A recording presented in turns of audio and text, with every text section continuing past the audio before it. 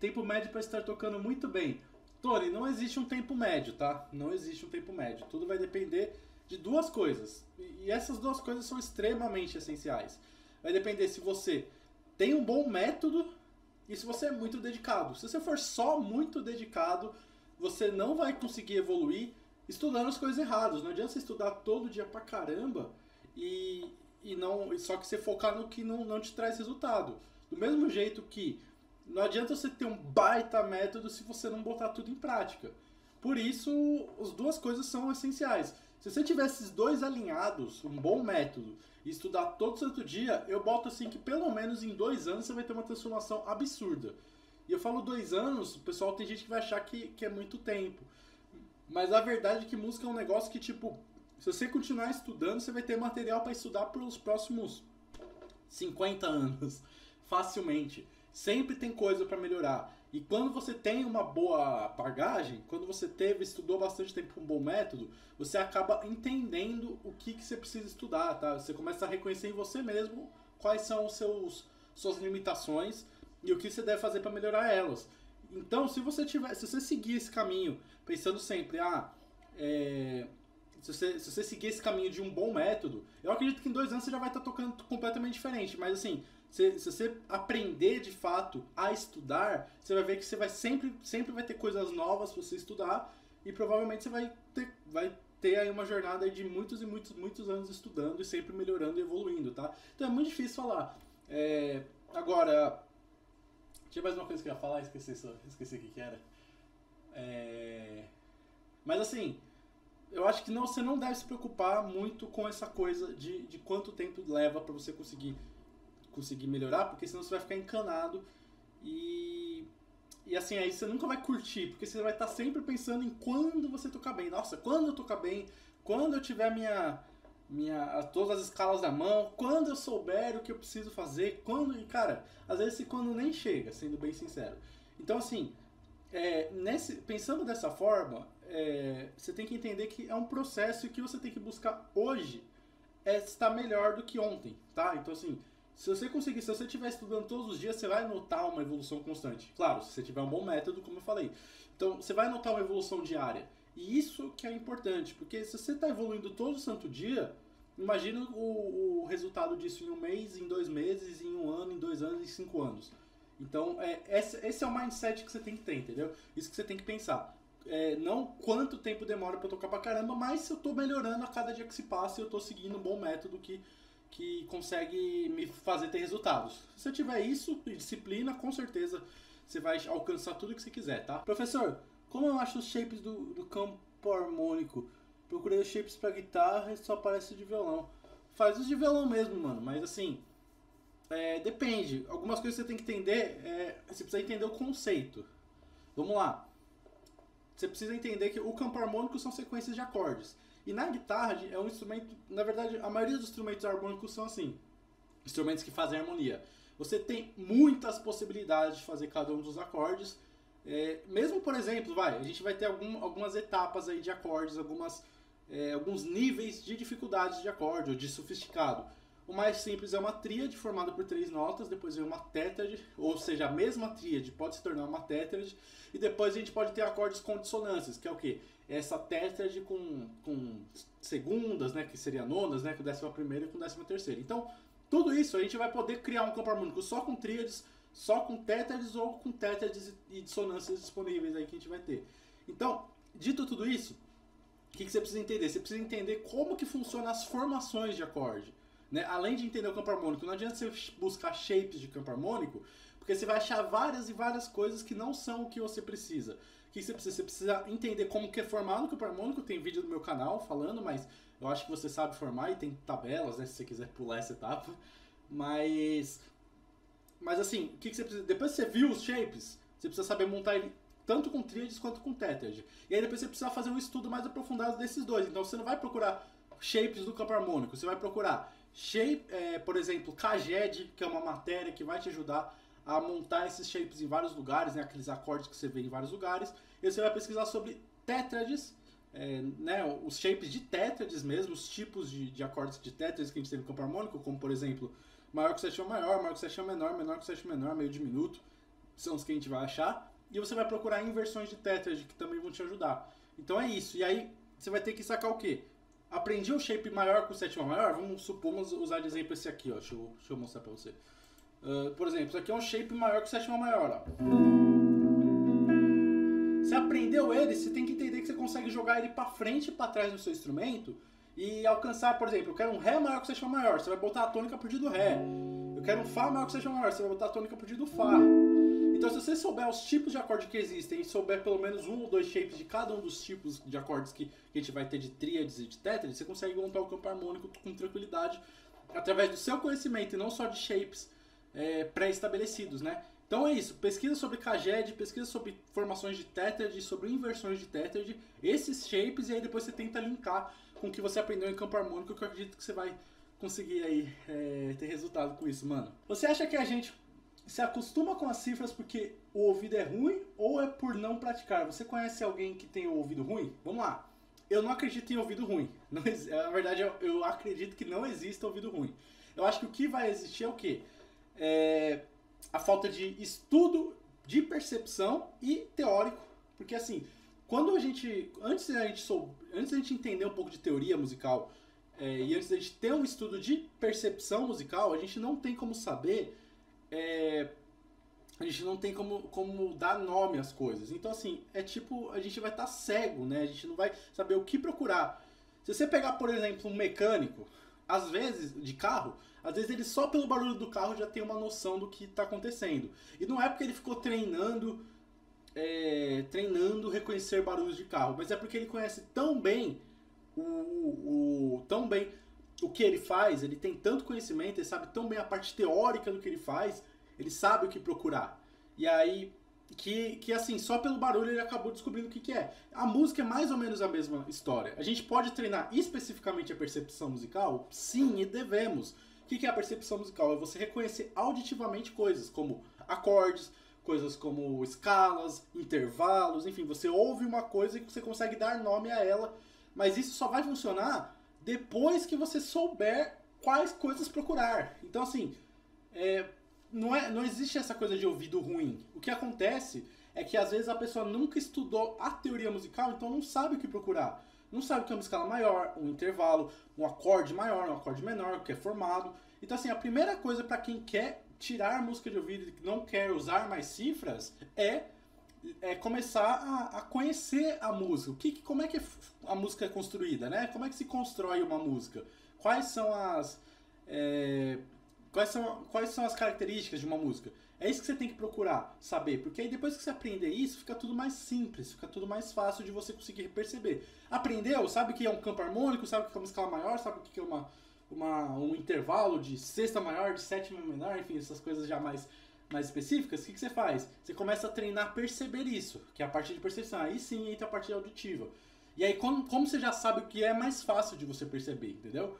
Então, eu não acho que exista ouvido ruim, tá? Eu acho que o que existe é simplesmente uma falta de treino disso aí. E é claro, algumas pessoas vão ter mais dificuldade em percepção que outras, né? Algumas pessoas realmente não vão... cada um tem uma especialidade, tem uma facilidade, né? Eu vejo que meus alunos, no geral, ou eles têm facilidade em audição, mas dificuldade em rítmica, ou ao contrário, eles têm facilidade rítmica, mas dificuldade na percepção, né? Então, assim, a gente vai achar várias variáveis, mas não existe ouvido ruim. O que existe é falta de estudo direcionado, às vezes falta de método, tá legal? E outra, uma coisa que eu acho, assim, que eu entendo que pra quem tem dificuldade em tirar música de ouvido, pode ser chato ter que ficar sempre olhando cifras, né? Mas eu não acho que as cifras são o fim do mundo também, tá? Elas podem te agilizar muito, só que você precisa combinar o conhecimento de cifra com o ouvido, primeiro para corrigir e combinar o estudo de cifra com a teoria musical para que você decore com mais facilidade. Porque as cifras são os nomes das notas, mas por trás daqueles nomes, dos acordes, né, no caso, mas por trás daqueles nomes, a gente tem um campo harmônico, a gente tem uma tonalidade, a gente tem padrões, por exemplo, um primeiro grau, um segundo grau, um terceiro grau do campo harmônico. E aí quando você decora por campo harmônico é mais fácil de você reter aquele conhecimento das cifras. Então, assim, As cifras não são o problema. O problema é você não ter a percepção para entender se aquela cifra está correta ou não, né? Comparando com o que você está ouvindo.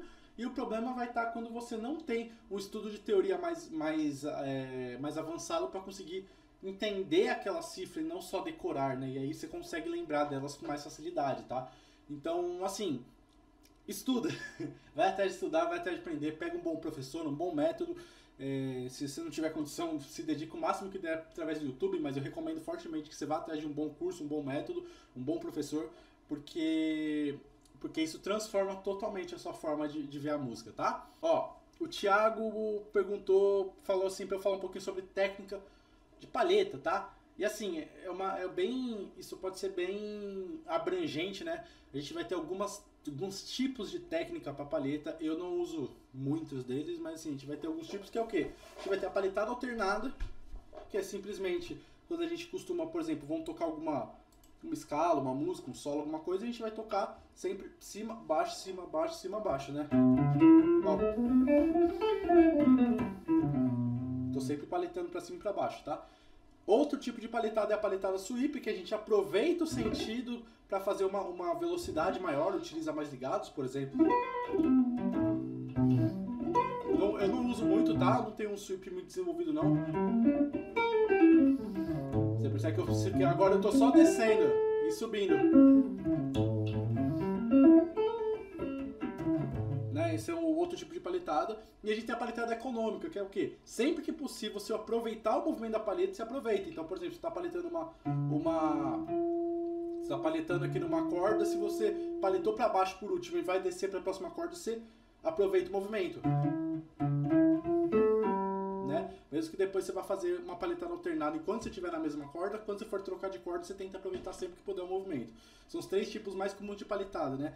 A economic picking, né, que é a paletada econômica, sweep picking, que é a que a gente aproveita, geralmente faz mais cordas, né? A gente geralmente, como é que eu vou dizer? A gente segue mais cordas em sequência. E a gente tem a paletada alternada, que a gente simplesmente alternar o sentido sempre que a gente estiver tocando, tá?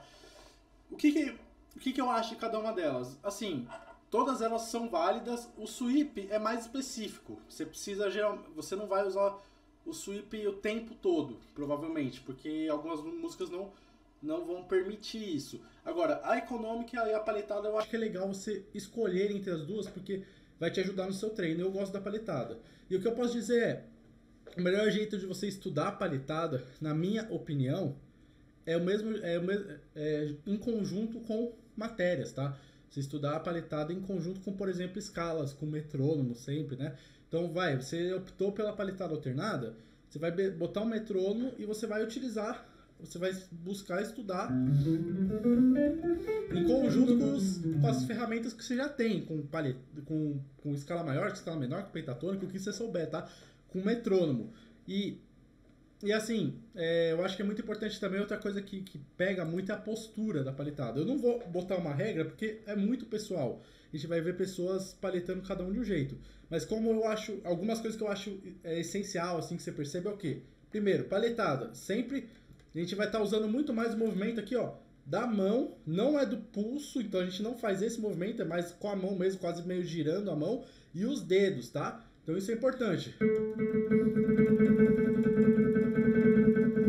Você vê que eu não mexo o pulso, eu mexo principalmente a mão, assim, levemente o braço, mas é bem mais na mão aqui, e os dedos aqui. Depois disso, você procurar...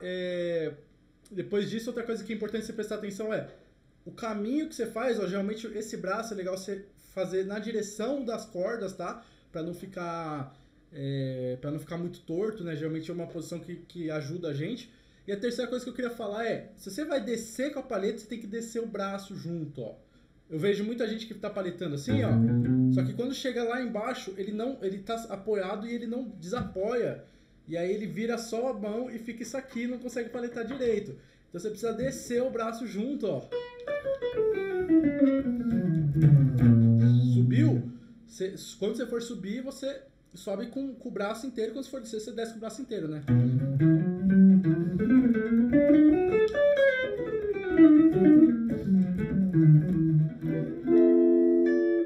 Tá? Então é importante, eu acho que isso são pelo menos os fundamentos assim, das palhetadas, você saber quais são e você focar, você estudar a palhetada em conjunto com o que você está com o que você está utilizando no seu dia a dia, isso vai ser importante, tá? A técnica ela é uma junção de fatores. Eu não recomendo estudar só palhetada nem só digitação, você tem que estudar as coisas juntas, né? E você prestar atenção pelo menos, principalmente nessa coisa da mão e do braço, porque isso trava muita gente. Eu já tive muito aluno assim com dificuldade na palhetada justamente porque não descia o braço, por exemplo, tá? Algumas coisas que eu acho relevante falar sobre palhetada. Qual a ordem certa para estudar guitarra? É interessante. Eu não sei se existe uma ordem certa, mas assim, eu tenho uma ordem pessoal que funciona muito nos meus alunos e eu acredito que vai te ajudar a se organizar também, tá? Vamos lá. Acho que eu vou até... A galera que quiser vir pro YouTube, clica... Ixi, pra vir pro YouTube vai ser difícil. Vai no YouTube, escreve estudando.música, tá? Melhor, estudando música lá no YouTube Gabriel Cosi, que você vai achar essa live. Vem aqui que eu vou mostrar na live aqui também um bloco de notas pra gente falar sobre isso, ó. Assim, se você é completamente iniciante, seu foco é prática. Então, iniciante, você começa tirando músicas. 100% prática, tá? Deixa eu sair da frente. Depois que você já consegue tirar as músicas, já consegue tocar, por exemplo, usar uma pestana, sabe palhetar, consegue, né, fazer o básico ali, aí a gente começa a falar sobre estudo de teoria. A teoria, a gente vai... Qual que vai ser a ordem exata para você aprender? Começa por ordem das notas e escala cromática. Depois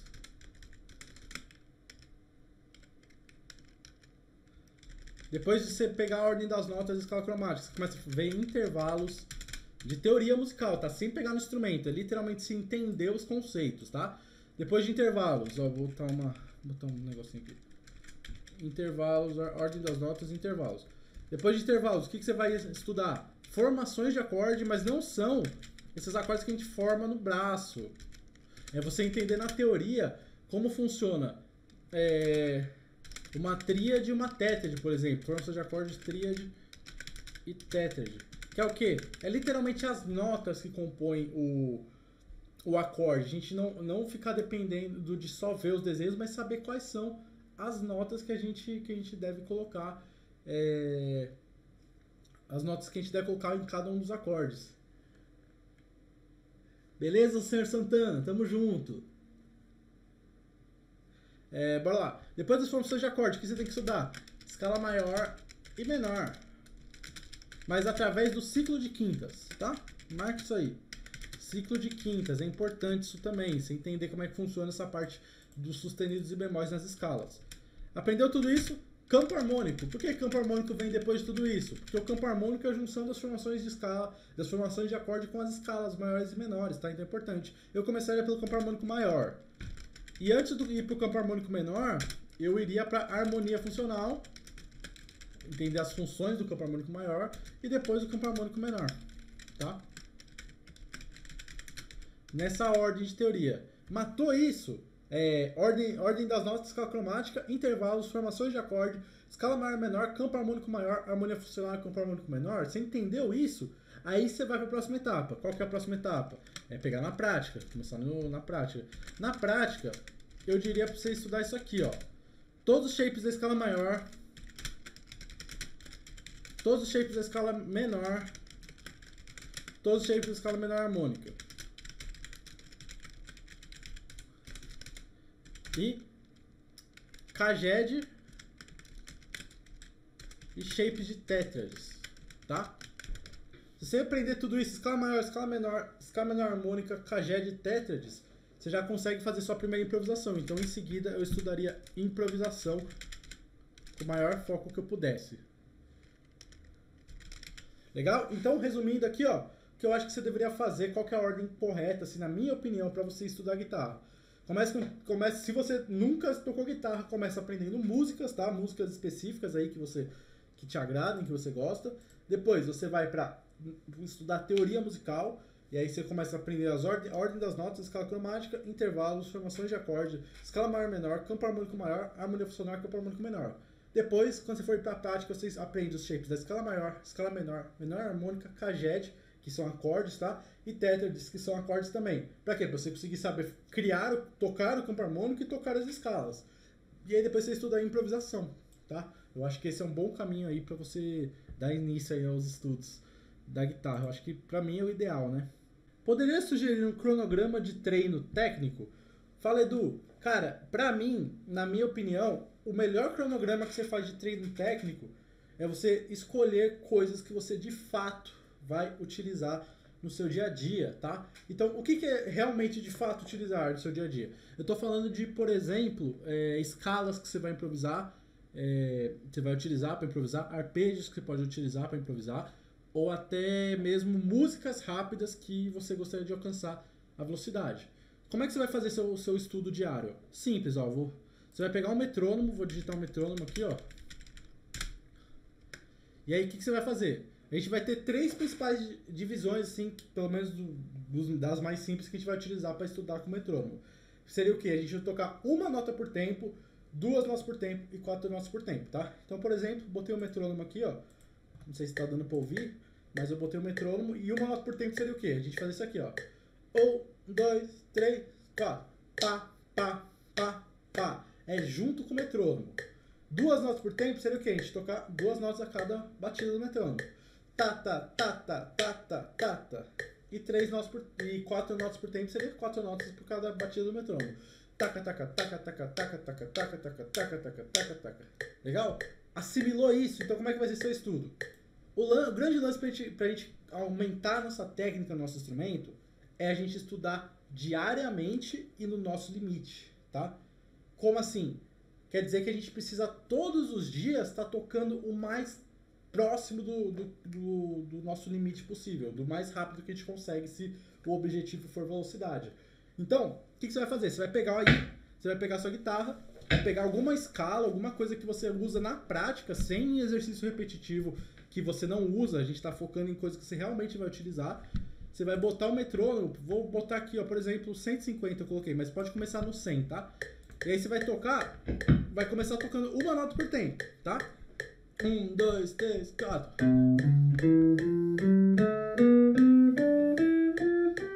E assim vai. O que você vai fazer? Você vai aumentando até você achar a velocidade mais rápida que você consegue tocar, ainda limpa, tá? Então, por exemplo, vamos supor que eu estou fazendo aqui, ó, uma nota por tempo. Eu tentei 150, tá de boa. Vamos botar no 170 aqui, ó. Você aumenta de 5 em 5. Eu estou fazendo mais rápido para ser mais rápido aqui a explicação, tá? Ó, 170, uma nota por tempo. 1, 2, 3, 4. Tá de boa? Então aumenta de novo. Aumentou, chegou no 200, o que você faz? Você falou, nossa, eu tô conseguindo tocar tudo, tal, cheguei no 200, o que você faz? Você vai lá e você vai dividir, ou seja, você vai voltar pro 100 e vai dobrar a figura que você está usando. Então, se você está fazendo uma nota por tempo, agora você vai usar 2 notas por tempo, por exemplo, no 100. Ó, 1, 2, 3, 4. Agora está o dobro. E aí você vai fazer isso até chegar no 200 de novo, e aí você dobra de novo. Aí o que acontece? Vamos supor que você chegou aí no 130 e você viu que aqui é o mais rápido que você consegue fazer limpo, né? 1, 2, 3, 4.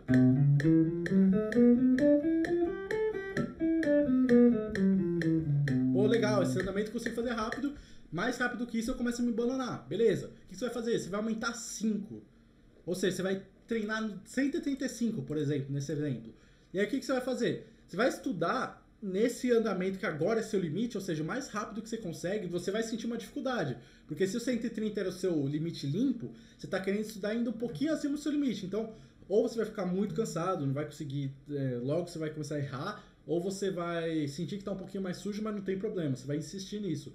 Por quê? Porque aí sim você vai conseguir evoluir. Você vai pegar e você vai insistir até que esse 130 vire seu limpo, tá? Então, todos os dias que você vai fazer, você vai tocar, vai aquecer, então você não precisa começar no mais rápido que você consegue, né? Mas assim, você vai aquecendo, bota tipo uns 30 BPM antes, e você vai subindo gradativamente até chegar no seu limpo mais rápido. Chegou no limpo mais rápido, sobe mais 5 e estuda nesse andamento desconfortável, tá? Porque você vai estar estudando o seu limite. E aí, vamos supor que o 135 vai chegar um momento que vai ficar limpo. Você vai conseguir fazer. Aí o que você faz? Você aumenta para 40. E aí você faz isso todos os dias. Eu tenho certeza absoluta que você vai conseguir aumentar muito seu BPM. Inclusive, quando eu comecei com esse exercício, eu comecei com 130 BPMs com 4 notas por tempo, na época. Tava estudando umas coisas de jazz. E aí, o que eu fiz? Eu peguei e fiquei fazendo de forma consistente todos os dias, 4 notas por tempo no 130, e aí aumentando gradativamente, sempre estudando o meu limite. E aí, o que aconteceu? Chegou um momento que eu consegui, depois de 6 meses estudando todo santo dia, regradamente, bater 200 BPMs. Então, assim, funciona demais, só que precisa ser todo dia, tá? E de preferência coisa que você realmente vai usar na prática. Eu não acho que exercícios vão te ajudar tanto. Muito bom, obrigado. Todas aquelas técnicas de interpretação eu me confundo. Eu toco metal, uso quase tudo. Cara, legal. Metal eu acho que é essencial para esse estudo de técnica, né? Eu recomendo, no seu caso, se o seu foco é tocar esses repertórios aí virtuosos de metal, é você literalmente tentar...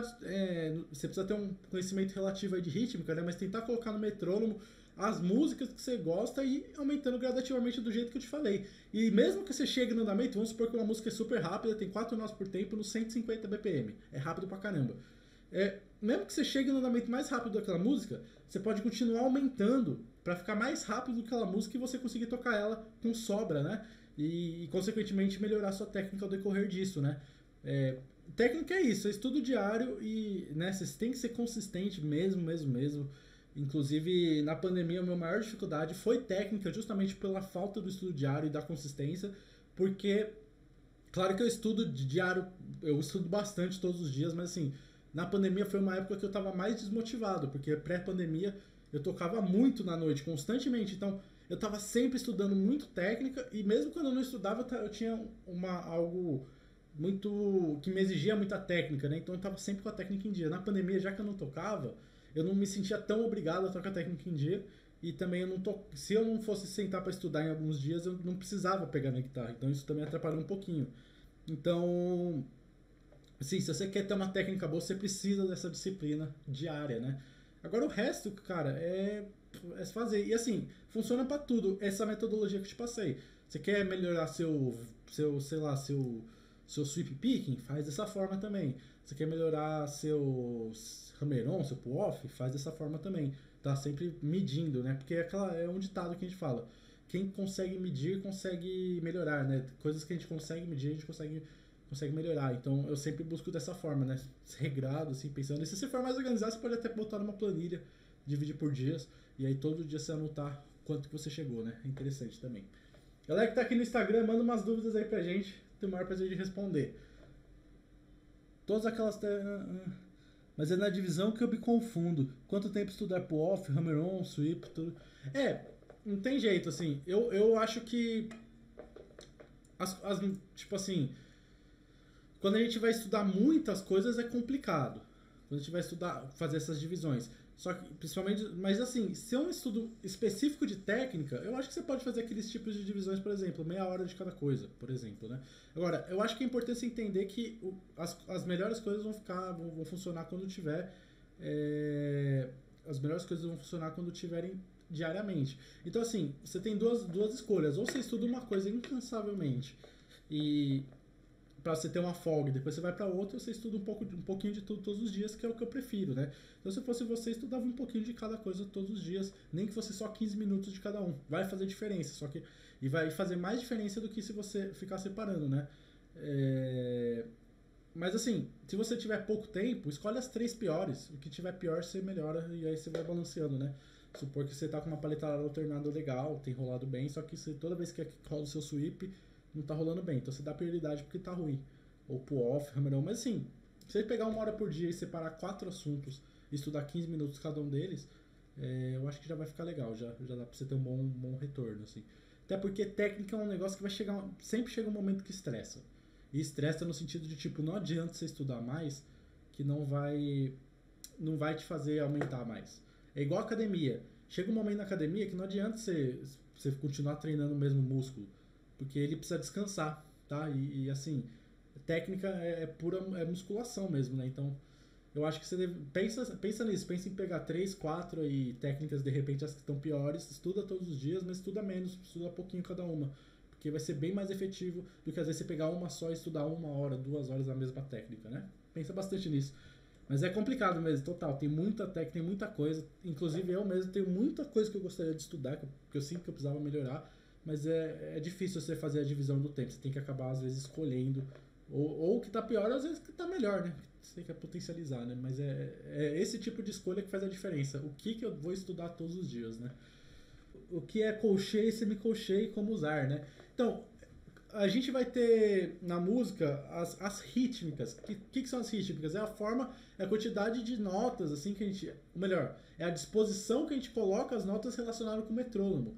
Então, assim, essas são as rítmicas mais simples. Por exemplo, a semínima, a colcheia e a semicolcheia. Que é nada mais nada menos que o quê? Que é quantas notas por tempo você consegue... Você vai colocar a cada vez que você ouvir o metrônomo. Por exemplo, uma semínima, ela vale 1, ela tá junto com o metrônomo, uma nota por tempo. Então se o metrônomo tá assim, ó, e você estiver tocando semínima, você vai estar fazendo isso aqui, ó. Tá, tá, tá, tá. Agora, se você tiver... Agora, a colcheia, ela seria como se fosse 2 notas por tempo. Depende, tá? Isso pode variar na fórmula de compasso, né? Isso aí, o ideal é você estudar um pouco sobre partitura. Mas vamos tentar deixar o mais simples agora, tá? A colcheia seria o que vale 2. Então se a gente está tocando aqui, ó, o metrônomo aqui, a cada batida do metrônomo você vai fazer 2 vezes. Tata, tata, tata, tata. E a semicolcheia vale 4. Então a cada batida do metrônomo você vai tocar 4 notas. 2, 3, 4. Taca, taca, taca, taca, taca, taca, taca, taca, taca, taca, taca, taca. Então é nada mais nada menos que isso. São os nomes das rítmicas que a gente vai estar utilizando aí, principalmente para escrever partitura, mas assim, essas rítmicas estão toda vez que a gente estiver tocando com alguma música, a gente estiver ouvindo alguma música, existem essas rítmicas dentro da música, tá? 1 nota por tempo, 2 notas por tempo, 4 notas por tempo e outras variações que a gente pode ter dentro disso, né? Como pausas, notas que duram mais tempo, enfim, é um estudo de rítmica mais aprofundado que você precisa ter para conseguir separar tudo, mas é um bom jeito de começar. Pensar que a semínima é 1 nota por tempo, a colcheia são 2 notas por tempo e a semicolcheia 4 notas por tempo, beleza? O Thiago falou sobre notas power chords. Eu acho que deve ser os power chords, né, que a gente fala, que é o seguinte, até interessante você comentar como notas, que é o quê?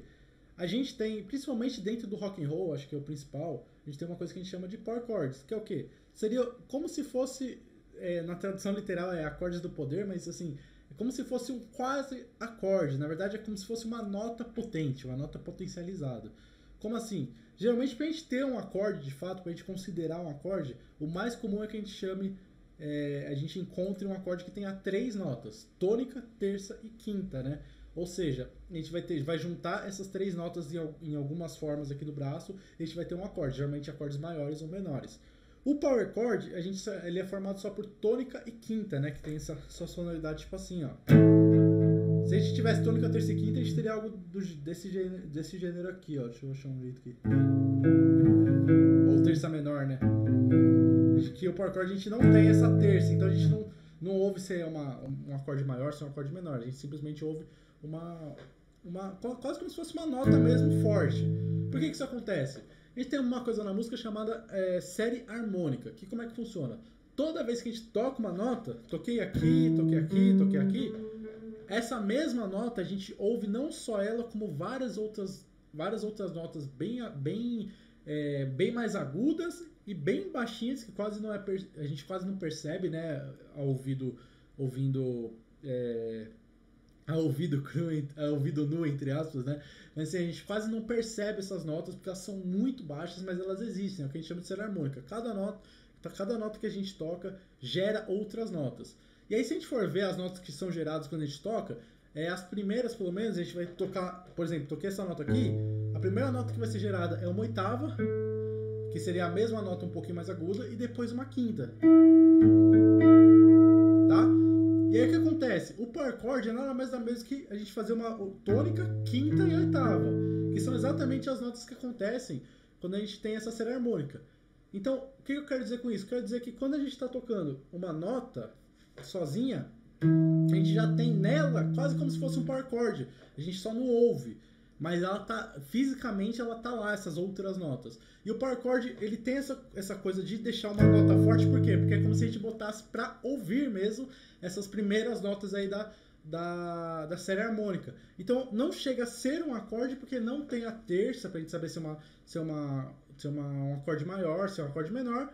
Então tá mais, se a gente fosse escolher, tá mais para uma nota mesmo, ou seja, se eu tô fazendo um Lá por acorde, é quase como se fosse literalmente a nota Lá, só que uma nota mais forte, né? E o rock and roll usou muito disso, assim, né? O rock é muito comum a gente utilizar esses por acordes, primeiro porque são mais simples de se tocar, e segundo porque tem uma sonoridade mais forte que acabou sendo legal, assim, pro rock and roll, né? Pelo menos historicamente. Eu acho bem massa, acho bem bacana. O que são tétrades?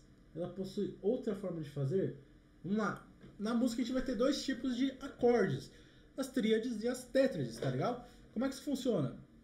Precisa entender um pouquinho de intervalos, porque basicamente acordes são nada mais nada menos que notas que funcionam bem entre si, né? Não é à toa que quando a gente fala sobre harmonia, a gente tá falando de acordes, porque são notas em harmonia entre si.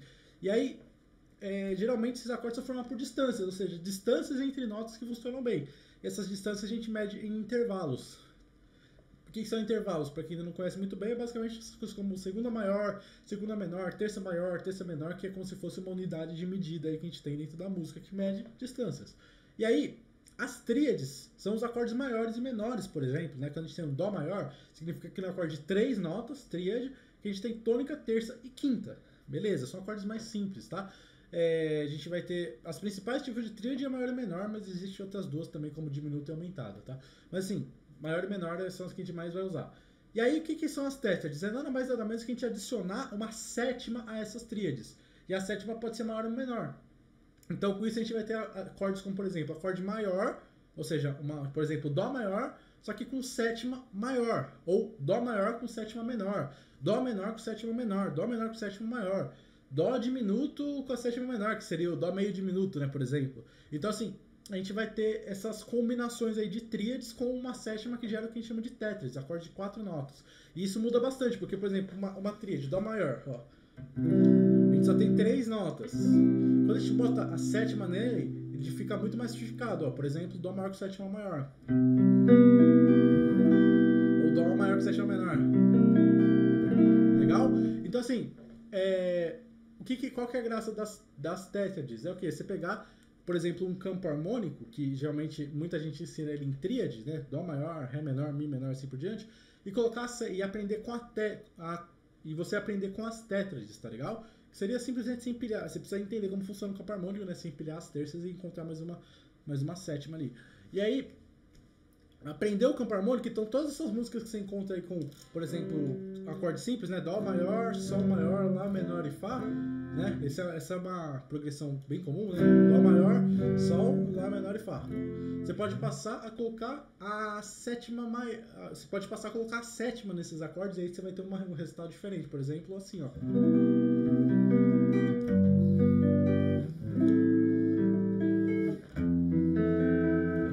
Então fica mais sofisticado, pode te ajudar a embelezar algumas músicas, tá? Essa é a principal diferença. Quando você usa a tétrade e quando você usa a tríade, quando você quiser, quando você achar que fica bonito, quando você achar que combina com o estilo que você está tocando, tá? Então é mais ou menos assim que funciona. Claro que você precisa ter um estudo mais aprofundado. Começa por intervalos, depois pesquisa formações de tríade e formações de tétrade, tá? Tem um vídeo no meu YouTube chamado Como Ler Cifras que eu falo sobre esse tipo de coisa também, tá? Em alguns acordes eles têm o 11 na frente, o que seria? Então essas coisas como 11ª, 13ª, 9, né, que é a nona, isso é o que a gente chama de dissonâncias. O que é uma dissonância? É basicamente uma nota que está fora da tétrade. A tétrade, como eu falei, é formada por tônica, terça, quinta e sétima, né? Dentro de uma escala, por exemplo, a gente tem 7 notas. E geralmente, né, as escalas maiores e menores, a gente vai ter 7 notas. E aí, dentro dessas 7 notas, o que a gente coloca? A gente geralmente coloca, ó, a gente vai ter, por exemplo, uma tétrade, né? Então, vamos supor que a gente está em Dó maior. Seria o primeiro acorde, Dó maior com sétima maior. E aí, o que você colocaria? Você colocaria a tétrade, e aí essas notas, como nona, 11ª, 13ª, seria como se a gente continuasse. Então, chegando na 7ª nota, quando a gente chegar na 8ª, seria o mesmo que a primeira, a tônica. Então, se a gente está em Dó, Dó, Ré, Mi, Fá, Sol, Lá, Si é a 7ª, a partir do Si a gente volta pro Dó. Então a oitava seria o mesmo que a tônica, que é a primeira nota. A nona seria o Ré, que seria a mesma coisa que a segunda nota. A 11ª seria a quarta nota e a e a 13ª seria a sexta nota. Então o que são acordes com 11ª, 13ª, nona? Seria nada mais nada menos você pegar um acorde, geralmente com tétrade, né, no mais normal, mas existem exceções, e aí você vai pegar alguma nota fora da tétrade, geralmente a segunda, quarta ou sexta, né, que são as que sobram, né, depois você tira a tônica, terça, quinta e sétima, e aí você vai colocar elas no seu acorde, né? Então, por exemplo, um Dó maior com sétima maior e nona seria o quê? Um Dó maior com sétima maior, tônica, terça, quinta e sétima, e a nona seria o mesmo que a segunda. E depois de Dó vem o Ré, que é a segunda. Então a gente teria mais ou menos alguma coisa como dessa forma aqui, ó. Tá legal? Então, do jeito mais resumido possível é isso, mas o ideal mesmo é estudar um pouco sobre intervalos, formações de acorde, e nesse caso um pouquinho sobre modos gregos também ajuda. Quais escalas usar em uma base com Sol, Ré, Lá menor e Dó maior? Pode improvisar por tom ou por acordes? Vamos lá. Vamos tocar aí. Sol, Ré, Lá menor e Dó. Se a gente for olhar pelas distâncias que o Semico deu, a gente percebe que a gente vai ter essa música vai estar no campo harmônico de Sol maior, né? Em Sol maior a gente vai ter o Ré maior, vai ter o Lá menor e vai ter o Dó maior. Então seria uma tônica, o primeiro grau, quinto grau, sexto grau e quarto grau, né? 1, 5, 2, 4, né? Dentro do campo harmônico. Qual é a escala que você vai utilizar para improvisar? Você sempre vai ter a opção de pensar acorde por acorde, sim. Mas não é só pensar, se tô em Sol, vou fazer escala de Sol, tô em Ré, vou usar a escala de Ré, tô em Lá, vou usar a escala de Lá, tô em Dó, vou usar a escala de Dó. Não é assim que funciona. Você vai sim utilizar dentro o tom, a escala que é o tom. Por exemplo, Sol maior, nesse caso, né, todas as notas estão dentro do campo harmônico de Sol maior, então você vai sim utilizar a escala de Sol maior. A diferença é que você deve olhar cada acorde individual focando no arpejo. Então, por exemplo, quando você improvisa só com Sol maior, tô aqui, ó.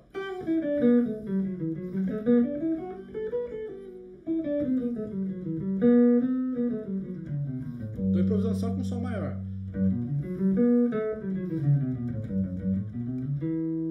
O que acontece? Você não percebe nenhum tipo de movimento, porque eu literalmente estou usando a escala. Agora, quando eu começo a focar nos arpejos de cada um dos acordes, conforme vai trocando os acordes, você percebe na minha melodia, ó. Sol maior, Ré, Lá, Dó.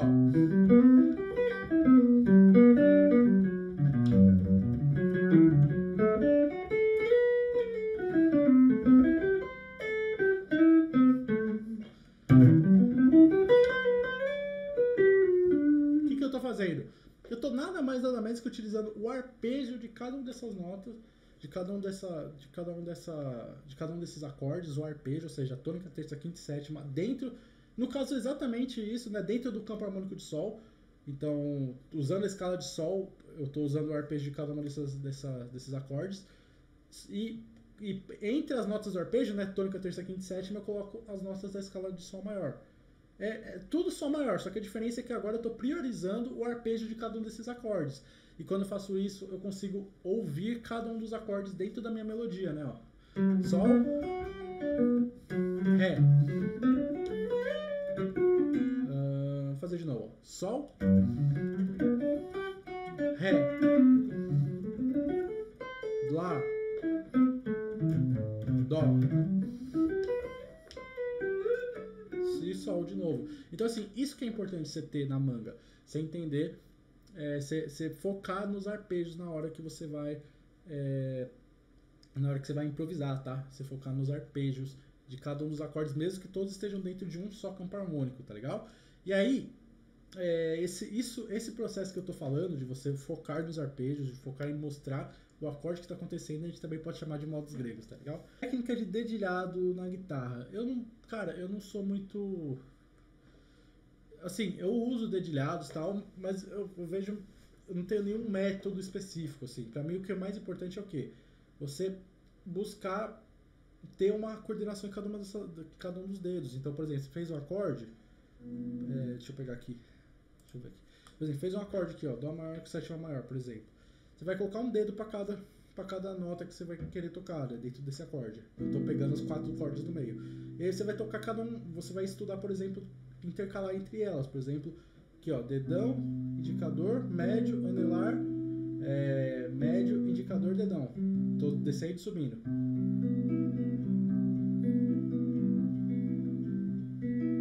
Estudar também tocar junto todos e soar todos ao mesmo tempo, né? E aí você estudar e também você estudar fazer melodias, por exemplo, intercalando entre esses dois, ó.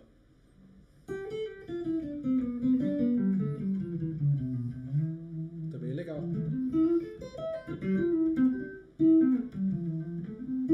E aí você começar a utilizar esses dedos para fazer os acordes, tá? Dessa forma, dedilhando, né? E também estudar e intercalar eles. É assim que eu faço, não tem um método muito preciso sobre isso, tá?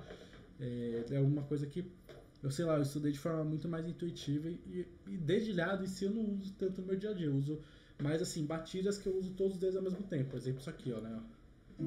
Ó.